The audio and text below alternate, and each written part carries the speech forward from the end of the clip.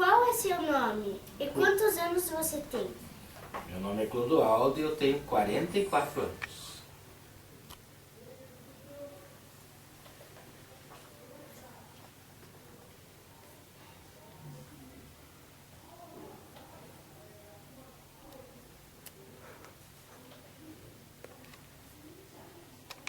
Foi. Qual é a sua atividade aqui no Serra Wellingberg? Como você faz para ensinar matemática para os alunos?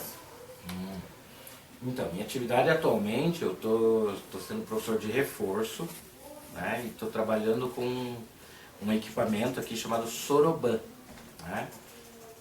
Como que eu faço para ensinar matemática para eles, né? Então eu converso bastante, a gente vê a dificuldade que o aluno tem e a gente vai ensinando toda uma sistemática, né? Por exemplo, como que primeiro tem que aprender a ler, primeiro tem que aprender a escrever no Soroban, para depois que ele já sabe ler e escrever, aí a gente começa a ensinar o processo de como fazer continhas de mais, continhas de menos, depois vem as continhas de vezes e também de dividir. Tá? Então tem todo um processo. Já? Só deixa eu ver.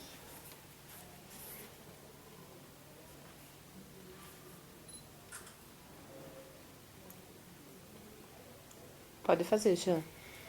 Como você faz para ir em lugares longes de sua casa? Supermercado, farmácia, trabalho.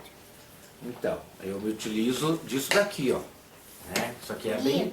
Isso aqui que alguns chamam de guia, mas a gente costuma dizer mesmo que o nome é bengala. Né?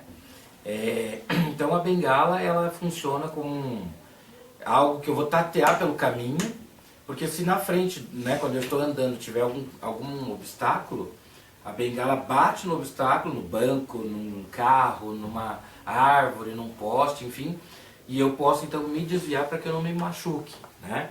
E claro que para eu poder ir no mercado, na farmácia ou em qualquer outro lugar, eu já tenho que ter mais ou menos na minha cabeça o que eu quero, onde eu vou e que caminho que devo fazer.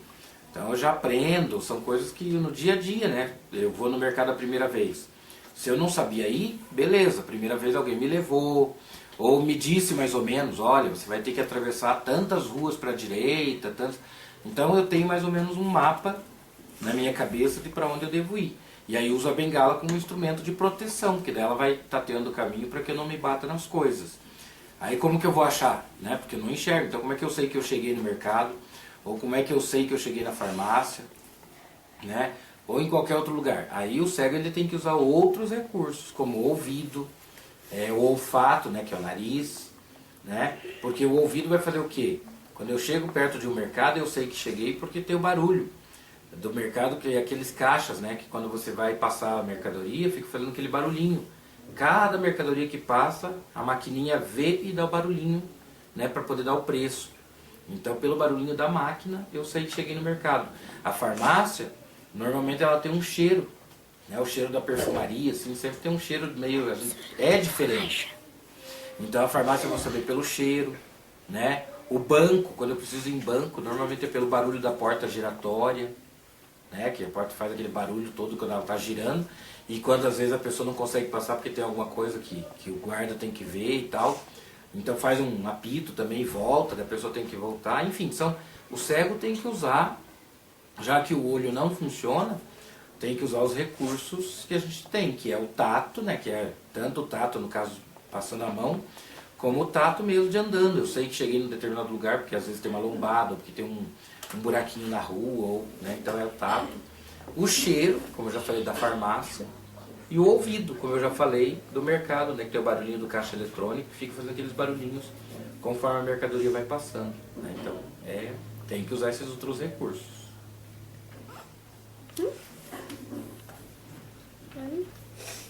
Como você ficou cego? Você nasceu com essa deficiência?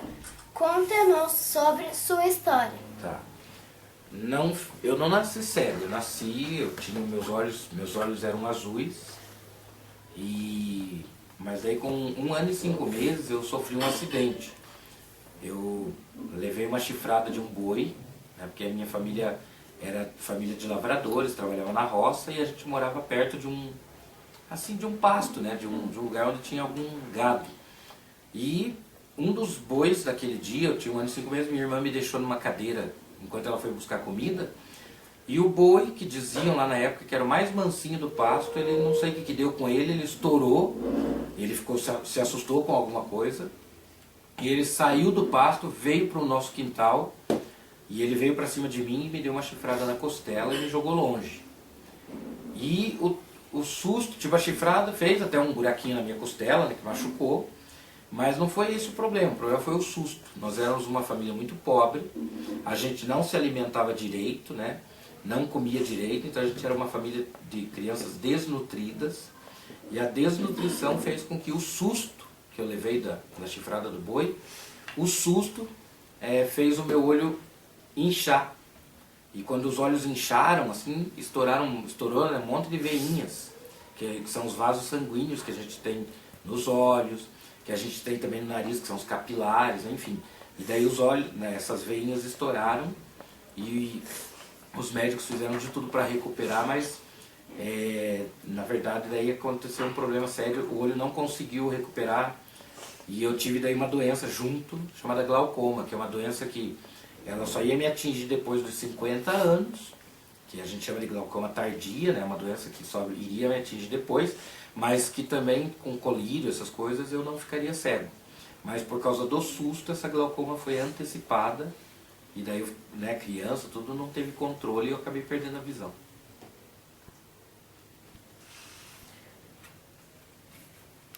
Na sua opinião, o que falta para melhorar a qualidade de vida das pessoas com deficiência? Eu acho que o que falta, tem várias coisas que a gente poderia falar, né? Mas, por exemplo, na nossa vida a gente se depara com 2 tipos de barreiras que atrapalham bastante a nossa vida, que são as barreiras arquitetônicas. O que é isso? São construções, né, que tem muito buraco, muita escada, muito, né, desnível, às vezes as calçadas todas muito desniveladas, então você começa a andar, daqui a pouco você pisa torto porque a calçada né, toda quebrada, né? Então isso a gente chama de barreira arquitetônica, né? Então seria bom sempre quando tiver que fazer construções, né, os engenheiros e mestres de obras, eles já pudessem analisar todas essas coisas, né, para que diminuam essas barreiras aí e os cegos então possam andar em calçadas mais retas, né, sem tanto buraco, sem tanto tapume, sem tanto, enfim, né, um monte de coisa que realmente atrapalha, por exemplo, que nem os telefones públicos, né, os orelhões, né, aqueles telefones que ficam lá fora. A gente está andando, a bengala passa por baixo do orelhão e a gente acaba se batendo, porque como a bengala passa por baixo e o orelhão está em cima, a gente acaba batendo a cabeça.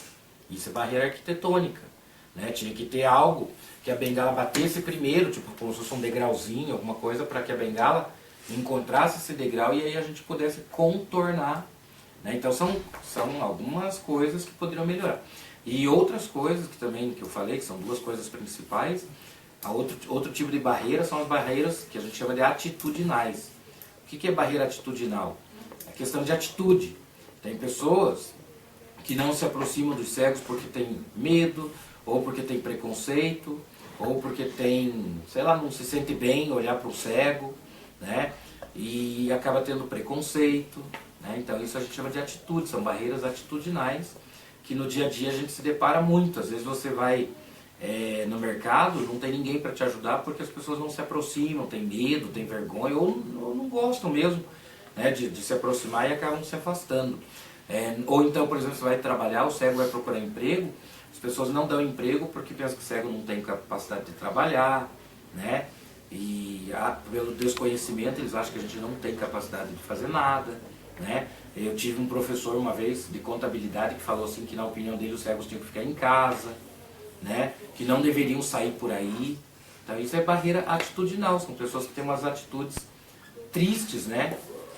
Porque não conhecem e acabam lidando com a gente com muito preconceito. Isso acaba sendo bastante ruim e é uma das coisas também que atrapalha bastante a vida dos cegos, né? Eu acho que pode melhorar. As pessoas precisam melhorar as suas atitudes, né? No relacionamento com o cego, e as pessoas precisam melhorar suas atitudes quando forem, no caso de construções civis, né, já olhando e pensando não só no cego, mas no idoso, naquele que usa cadeira de rodas, porque essas barreiras arquitetônicas que eu falei, de calçadas tortas, de buracos, tudo isso não vai atrapalhar só o cego, mas vai atrapalhar o idoso, vai atrapalhar aquele que usa cadeira de rodas, né? Então acho que são coisas que podem melhorar a vida de todo mundo. E até porque amanhã todos nós, até vocês que estão aqui comigo hoje, também ficarão velhos, né? E quem garante que um de nós ou um de vocês, Deus ajude que nunca, né? Jamais. Mas quem garante que um de nós não podemos ficar cegos um dia, né? Porque a vida, ela é assim.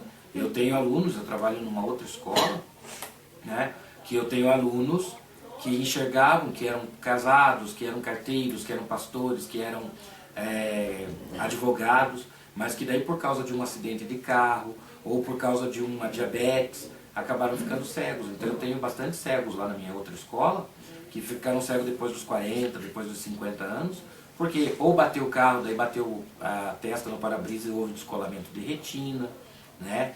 Ou então teve uma doença mesmo e acabou, né, tendo um problema. Eu tenho cegos inclusive por causa de estresse. Pessoas que tiveram muito estresse, muito, e com o tempo eles perderam a visão. E aí vão em médicos, os médicos falam, você não tem nada. É uma doença psicológica e a pessoa está cega. Então na outra escola a gente tem bastante caso assim, né? Então por isso que a gente tem que pensar hoje, como serei eu amanhã? Então é melhor eu já agir bem hoje, porque quem planta colhe, né? Se eu plantar coisa boa, quando eu tiver, se porventura eu passar por uma situação que precisar colher, eu também vou colher coisa boa, né? Certo. Você já sofreu algum tipo de preconceito ou discriminação? Já, como eu falei na resposta anterior, já sofri muito preconceito, sim, já sofri muita discriminação, sim.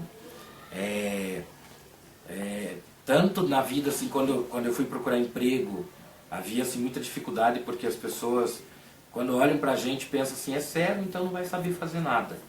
Né? Eu sou programador de computação, né? Eu trabalhei uma época na minha vida como programador de computador, né? E na época eu ia procurar emprego e eu tinha tudo que uma empresa queria. Eu tinha na época, né? Eu tinha segundo grau completo, ou seja, ensino médio completo. Eu era programador numa linguagem chamada Clipper, que na época era a linguagem top, né? Hoje Clipper não serve para nada, mas naquela época era uma linguagem top, né? E aí eu ia nas empresas de informática pedir emprego dizendo que eu era programador. E eu tinha experiência em carteira, porque eu já tinha trabalhado 3 anos na área. Aí eu chegava na empresa, as pessoas, não, pode ficar tranquilo, deixa aqui teu currículo, a gente vai ligar para você. E eu nunca recebi uma ligação, por quê? Porque era normal as pessoas olharem para mim e com o preconceito pensarem, cego? Ser programador? Cego? Mexer com computador? Duvido. E as pessoas acabavam não ligando porque achavam que era balela, que eu não tinha condições de ser programador de computação, porque como que um cego vai mexer no computador? E hoje eu digo para vocês, hoje além de professor, né, trabalho aqui nessa escola, em outros lugares também como professor, mas eu também sou técnico, eu conserto computadores. Então eu abro, troco placa se preciso for, troco HD, troco, né, o que precisa trocar num computador memória, as peças, além de formatar, fazer toda a instalação, né? Mas já aconteceu de pessoas, quando alguém falava assim, não, tem um professor cego lá que sabe arrumar computador. Muitas pessoas pensavam, capaz, se ele é cego, né, ele não deve saber nem ligar o computador, que dirá pôr uma placa, que dirá, né, abrir o computador e mexer dentro, né? Mas isso nós temos aqui as professoras, outros, né, colegas de trabalho, que podem servir de testemunhos, né? Porque já arrumei alguns computadores delas, da escola, enfim, né? Mas é isso, então tem preconceito sim, porque como a gente sabe fazer as coisas. E são coisas assim bastante interessantes que até uma pessoa às vezes que não tem deficiência nenhuma, aparente, né? Porque deficiente na verdade todo mundo é, né? Mas eu digo assim, não é deficiente que você possa olhar e ver, aquele lá é cego ou aquele lá é aleijado, não tem nenhuma. Então até para a pessoa que é normal, dita normal, ela já acha difícil mexer no computador, então que dirá um cego, né? Então as pessoas acham que não, e aí tem preconceito contra a gente, né? Achando que a gente não tem capacidade para fazer essas coisas não, né? Mas então eu já passei muito por isso sim, acho isso lamentável, mas acho também que é um pouco de desconhecimento. Talvez uma reportagem como essa, talvez que vai para ser mostrada para as pessoas, vai fazer algumas pessoas que também não acreditavam poder talvez repensar e ver que não, que é possível. Que mensagem você deixa para as pessoas com a mesma deficiência que sua ou outras limitações? A mensagem é que a gente nunca pode desistir, né? A gente sabe que o preconceito ele existe, a gente sabe que a gente vai encontrar muita resistência em tudo que a gente vai fazer, porque a gente como deficiente tem que estar mostrando toda hora que a gente é capaz, e mesmo pessoas que acreditam que a gente é capaz, ainda assim eles acreditam, não acreditando muito, então a gente tem que estar mostrando e mostrando e mostrando, e sempre continuar mostrando, para que as pessoas possam acreditar e ter certeza, né? Mas a gente vai vencendo, né? Então eu passei por muita situação, já tive que provar muito para as pessoas e continuo tendo que provar até hoje, né? Mas a gente nem por isso deixou de ser um vencedor. Então eu acredito assim que para pessoas como eu, ou que tem outras restrições, significa que nem tudo está perdido. A gente pode se adaptar. O ser humano ele é um ser adaptável, né? Nós somos seres que desde que o mundo é mundo, a gente vem se adaptando. O homem antigamente morava em cavernas e nem por isso ele morreu, ele conseguiu viver em cavernas, né? Depois ele foi construindo casas de madeira e nem por isso ele morreu, ele conseguiu viver em casas de madeira. Depois ele começou a construir casas de tijolo, alvenaria, né?